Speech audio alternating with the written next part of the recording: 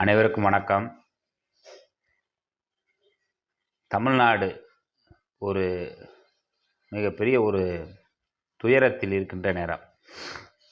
அதாவது கடந்த சனிக்கிழமை தமிழக வெற்றிக் கழக தலைவர் அண்ணன் திரு விஜய் அவர்கள் மக்கள் சந்திப்பு நிகழ்ச்சி கரூரில் நடந்துச்சு. அதில் 41 உயிர்கள் பலியாயிருச்சு. அப்போ இதிலிருந்து தமிழக மக்கள் என்ன கற்றுக்கொண்டார்கள் என்பதை பற்றி நம்ம பேச போகிறோம். இப்போ இந்த சம்பவம் நடந்து ஒரு 5 நாட்கள் ஆகிவிட்டது. இப்போ இந்த 4-5 நாட்களில் இதனுடைய விளைவுகள் என்ன மாதிரி நடந்துருக்கு அப்படின்னு பார்க்க போனால், இன்றைக்கு யார் நல்லவர்கள் யார் கெட்டவர்கள் என்பதை தமிழக மக்கள் பார்த்து விட்டார்கள் இந்த கடந்த 5 நாட்களில்.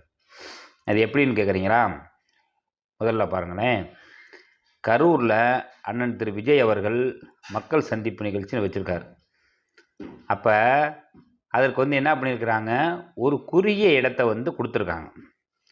அப்போ முதல்ல குறுகிய இடம் கொடுத்தது தவறு.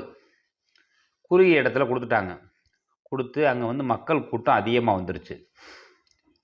ஒரு தலைவர் தமிழகத்தில் மாற்றத்தை கொண்டு வருவேன் என்று மக்களை சந்திக்க வருகின்ற ஒரு தலைவரை மாற்றத்தை விரும்புபவர்கள் அதிகம் பேர் கூடியிருக்கிறார்கள்.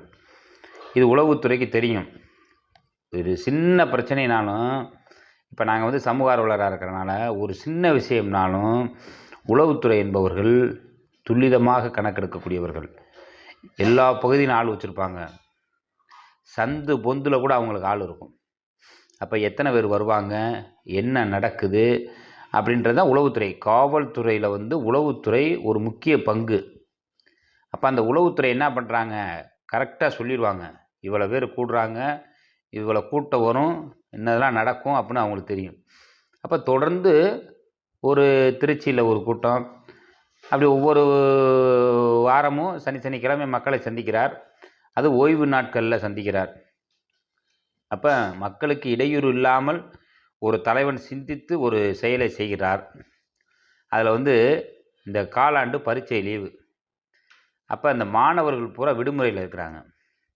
அப்போ இந்த அரசாங்கம் என்ன யோசிக்கணும், ஒரு காலாண்டு பரீட்சை விட்டுட்டாங்க.